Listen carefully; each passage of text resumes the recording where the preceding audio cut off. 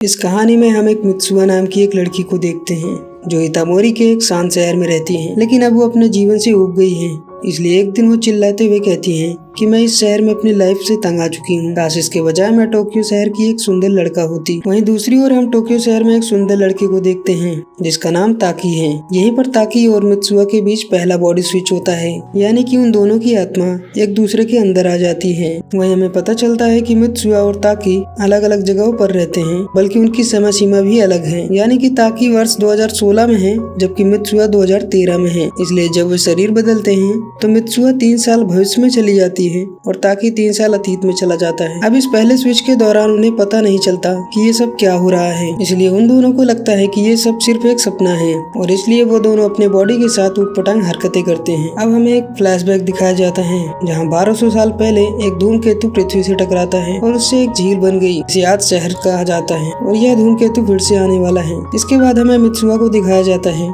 जिसकी माँ की मृत्यु हो जाती है, जिसके बाद उसके पिता को अपने परिवार और शिंटो मंदिर के प्रति अपने कर्तव्यों को छोड़ना पड़ता है। इसलिए वो राजनीति में चले जाते हैं और इतामोरी के मेयर बन जाते हैं। अब बिना माँ के मित्सुआ और उसकी बहन को उसकी दादी ने पाला और मंदिर की परंपराएं सिखाई और साथ ही कूची कामोजेक बनाना भी सिखाया, जो परंपरा के अनुसार चावल चबाकर बनाया जाता है। जब मित्सुआ बड़ी हो जाती है तो वो और उसकी बहन कूची कामोजेक बनाने के लिए समारोह करती है, जो कहानी में आगे चल के ताकी और मित्सुआ को जोड़ने में महत्वपूर्ण भूमिका निभाएगा। बाद में हमें पता चला कि मंदिर की युवतियाँ अपने देवताओं की पूजा करने के लिए कुछ अनुष्ठान का पालन करती हैं, जिससे कि उनके शहर में शांति बनी रहे और भविष्य में होने वाली घटनाओं को वर्तमान में रोका जा सके। अब प्रेजेंट का सीन दिखाया जाता है जहाँ मित्सुआ ताकी के शरीर में है। तभी उसके फोन पर एक मैसेज आता है और उसे पता चलता है कि ताकी एक रेस्टोरेंट में काम करता है और वो काफी लेट है, इसलिए वो तुरंत रेस्टोरेंट की तरफ भागती है, जहाँ उसे रियलाइज होता है कि ताकी की लाइफ उससे भी ज्यादा कठिन है और वो उस रात रेस्टोरेंट में काफी सारी गलतियाँ करती है क्योंकि ये काम उसके लिए बिल्कुल नया था। तभी एक झगड़ालू ग्राहक उससे फ्री में खाना मांगता है, लेकिन जब उसे खाना नहीं मिलता तो वो ताकी यानी कि जिसकी बॉडी में अभी मित्सु है उससे झगड़ा करने लगता है। तभी ताकी की एक साथी ओकिड्रा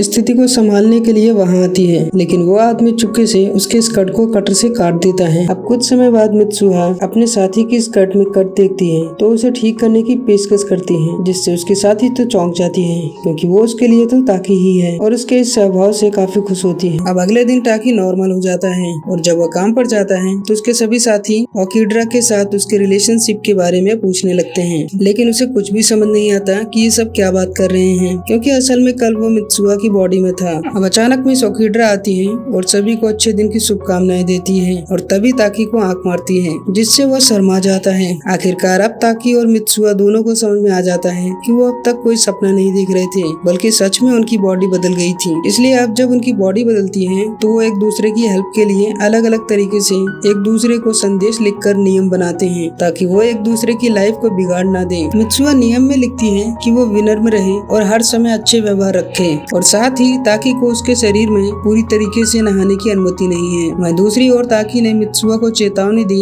कि वो अपनी मेहनत की कमाई को डेजर्ट और कैंडी पर बर्बाद ना करे और अगर उसके पास पैसे नहीं है तो उसे ओवर टाइम करना होगा। अब इन सब के बावजूद भी वो खुद की मदद नहीं कर पाते, लेकिन कुछ ही समय बाद वो दोनों नियम को तोड़ देते हैं और स्कूल में एक दूसरे के साथ थोड़ी मौज मस्ती करते हैं ताकि कुछ लोगों को मित्सुआ से प्यार कराने में कामयाब हो जाता है। इस बीच मित्सुआ मिस ओकिड्रा के साथ फ्लर्ट करती है जिससे कि ताकी को ओकिड्रा के साथ समय मिले। अब जब वो वापस अपने शरीर में आते हैं तो नियमों को तोड़ने पर वो दोनों एक दूसरे पर काफी गुस्सा होते हैं और अब जब मित्सुआ अपने शरीर में वापस आती है तो उसके परिवार और दोस्त सभी उसके बारे में चिंतित होते हैं क्योंकि उन्होंने देखा कि वह पहले की तरह नहीं थी। मित्सुआ के दोस्त उसे बताते हैं कि वह कितना अजीब व्यवहार कर रही थी और कैसे अपने लॉकर के बारे में सब कुछ भूल गई और यहाँ तक कि अपने बालों को भी संवारना भूल गई। तो इसके बाद मित्सुआ ताकी का पता लगाकर उससे मिलने जाती है। हालांकि उसे अभी तक ये नहीं पता कि वो दोनों अलग अलग समय में हैं, क्योंकि जब वो शरीर बदलती है तो वो 3 साल भविष्य में चली जाती है। इसलिए जब प्रेजेंट में मित्सुआ ताकी के सामने होती है तो उसे पता नहीं होता कि वो कौन है। इसलिए मित्सुआ निशानी के तौर पे उसे अपने बालों का एक रिबन देती है और वो उसे अपना नाम बताती है ताकि आगे चलकर उसे ये सब याद रहे। अब मित्सुआ त्योहार त्योहार के लिए ठीक समय पर घर लौटती है, जहाँ उसके गांव में हर साल त्योहार के दौरान पहले से धूमकेतु दिखाई देता है। लेकिन इस बार धूमकेतु अलग हो जाता है, जो इदामोरी गांव पर गिरता है, जिससे सभी मारे जाते हैं और खुद मित्सुआ भी मर जाती है। अब ठीक 3 साल बाद ताकि खुद को मित्सुआ के शरीर में पाता है। ये एक अलग समय रखा है जिसमें मित्सुआ अभी मरी नहीं है, इसलिए इस बार ताकि मित्सुआ को पहले से अधिक जानता था, क्योंकि इस बार उनकी बॉडी आपस में कई बार बदलती थी और वो भी कई हफ्तों के लिए। इसलिए इस बार ताकि और मित्सुआ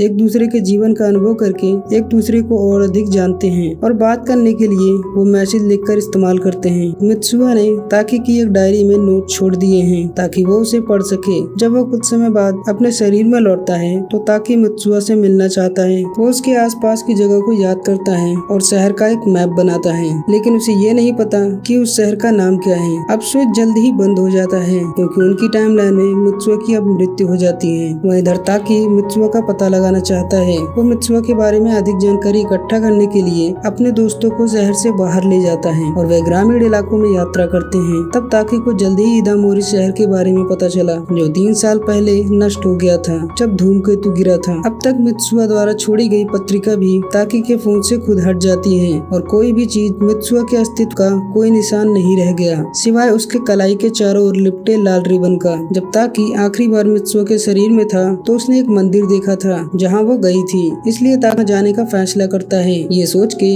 कि उसे वहाँ जरूर कुछ न कुछ सुराग मिलेगा। अब खोज के बाद उसे बीच में स्थित एक मंदिर मिला जो हजारों साल पहले जापान में एक धूमकेतु के टकराने के बाद बना। लेकिन ये उस धूमकेतु से अलग है जिसने इदामोरी में झील बनाई और जिसने मंदिर के अंदर मित्सुआ को मार डाला। वहाँ ताकि को पता चला कि मित्सुआ ने कुछ कामजेक बनाया था और साथ ही एक चित्र भी बनाया था जो आकाश में धूमकेतु के विखंडन का चित्र है। अब ताकि मित्सुआ द्वारा बनाए गए कुछ कामजेक को पीता है और तभी उसे मित्सुआ के परिवार का इतिहास दिखता है। वह अब मित्सुआ के बारे में सब कुछ जान जाता है। अब जब अचानक से ताकि जागता है तो मित्सुआ के शरीर में एक बार फिर से आ जाता है। ये वही दिन था जिस दिन धूमकेतु शहर पर गिरने वाला होता है। यह हमें पता चलता है कि कुची कामजेक में मित्सुआ की आत्मा का हिस्सा होता है, इसलिए जब ताकि इसे पीता है तो दोनों जुड़ जाते हैं, इसलिए उनके शरीर को फिर से बदलने की अनुमति मिल जाती है। अब जब ताकि मित्सुआ के शरीर में आता है तो उसकी दादी को बताता है कि आज धूमकेतु गिरने वाला है, तो उसकी दादी समझ जाती है कि उसके शरीर में कोई और है। वो उससे कहती है, बचपन में मुझे भी ऐसे सपने आया करते थे और तुम्हारी मॉम को भी ये सपने आया करते थे। दरअसल ये शक्ति हमें हमारे पूर्वजों से विरासत में मिली है और मुझे तो अब उन सपनों के बारे में याद भी नहीं, बस सिर्फ एहसास है। तब ताकि को याद आता है कि उसका शरीर मंदिर के आसपास था,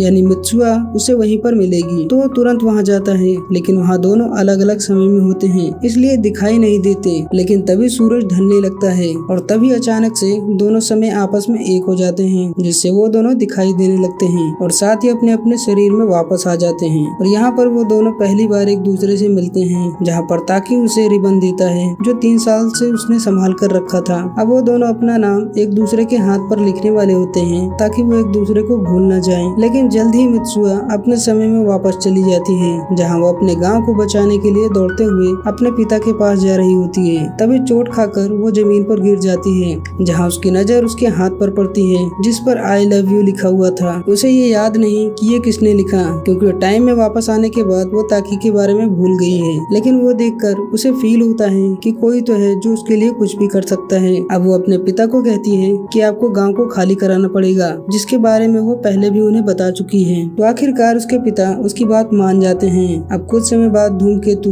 गांव पर गिरता है, लेकिन सब बच जाते हैं क्योंकि सब डेंजर जोन से बाहर होते हैं और साथ ही मित्सुआ भी बच जाती है। लेकिन वो ताकि के बारे में भूल गई है और ताकि को कुछ भी याद नहीं। लेकिन दोनों को एहसास है कि कोई है जिसके बगैर उनकी लाइफ अधूरी है। अब ऐसे ही 12 साल बीत जाते हैं। ताकि ग्रेजुएट हो चुका है और मित्सुआ भी अब टोक्यो में रहने लगी है। अब ऐसे ही किस्मत से एक दिन वो दोनों एक दूसरे को अपनी अपनी ट्रेन से देखते हैं, जिसे देखने के बाद उन्हें याद नहीं आता कि वो कौन है, लेकिन उन दोनों को फील होता है कि वो दोनों पहले भी एक दूसरे से मिल चुके हैं। इसलिए अगले स्टॉप के आते ही वो दोनों एक दूसरे को ढूंढने लगते हैं और आखिरकार जब वो पास से गुजर रहे होते हैं तो ताकि मित्सुआ से कहता है कि शायद हम दोनों पहले भी मिल चुके हैं। ये सुन मित्सुआ की आंखों में आंसू आ जाते हैं। वो कहती है हाँ शायद, और ये देख ताकि की आंखों में भी आंसू आ जाते हैं और वो उसका नाम पूछता है। और इसी हैप्पी एंडिंग के साथ ये कहानी समाप्त होती है। और ऐसे ही इंटरेस्टिंग स्टोरीज वीडियोज के लिए सब्सक्राइब करें हमारा चैनल। धन्यवाद।